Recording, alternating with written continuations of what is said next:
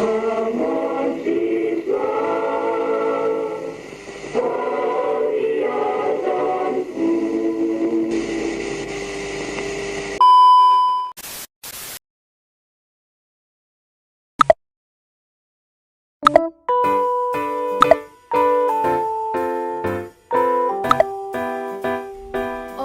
Swastiastu.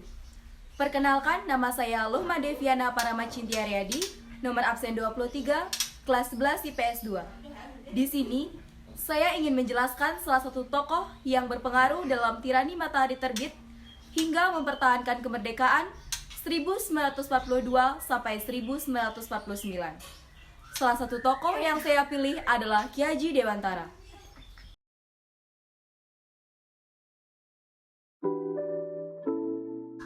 Ki Haji Dewantara yang dijuluki Bapak Pendidikan Nasional merupakan pahlawan yang berjasa dalam dunia pendidikan di Indonesia ketika masa penjajahan Belanda. Beliau terlahir dengan nama asli Raden Maswardi Soejoaningrat yang kemudian kita kenal sebagai Ki Haji Dewantara. Beliau sendiri lahir di Yogyakarta pada tanggal 2 Mei 1889. Terlahir dari pasangan Kanjeng Pangeran Haryo Soejoaningrat dan Raden Ayu Sandia. Ki Haji Dewantara merupakan keturunan bangsawan Kerajaan Sri Sultan Hamengkubuwono I. Beliau memiliki istri yang bernama Nyi Sortatinah dan memiliki 6 orang anak.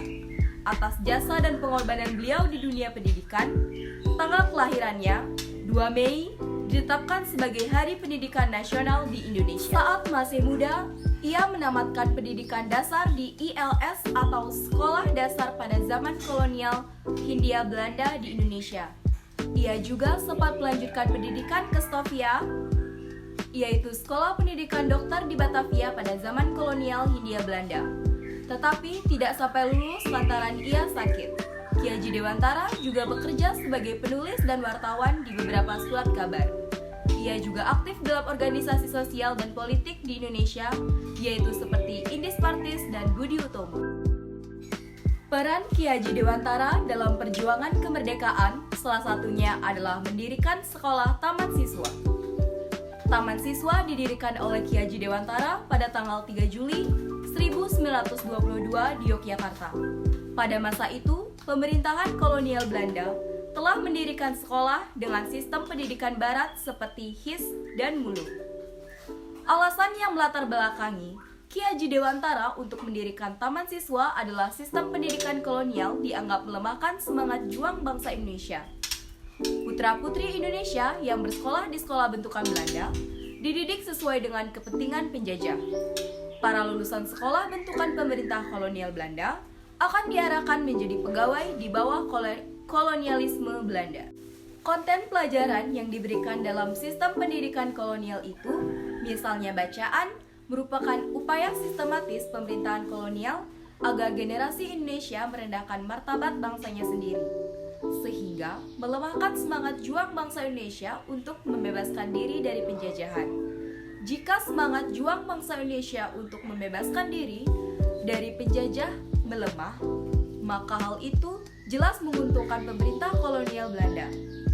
Pemerintah kolonial Belanda dapat mengalihkan perhatian generasi Indonesia agar tidak memberontak dan tidak mendirikan organisasi yang menentang pemerintahan kolonial Belanda.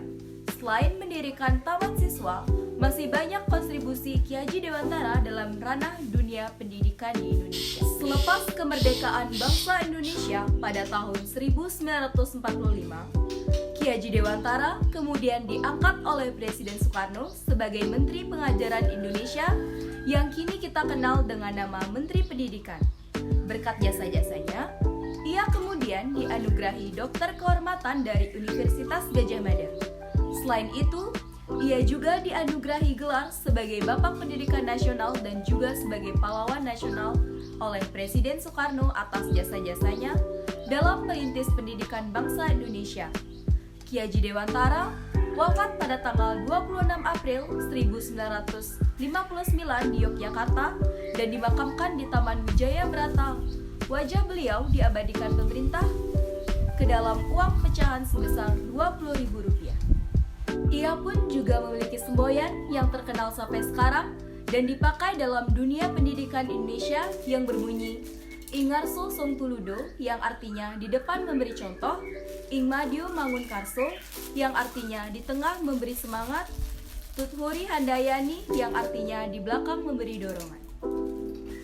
Alasan saya memilih tokoh Ki Haji Dewantara yaitu karena beliau telah mampu memperjuangkan pendidikan di Indonesia pada saat zaman penjajahan.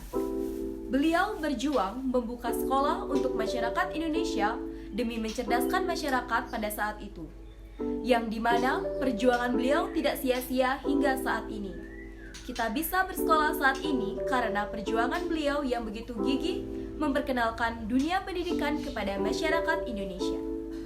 Sekian penjelasan materi dari saya mengenai salah satu tokoh yang berpengaruh dalam Tirani Matahari Terbit. Mohon maaf jika ada kesalahan kata atau kata yang kurang jelas. Saya tutup dengan Padang Santi. Om Santi Santi Santi.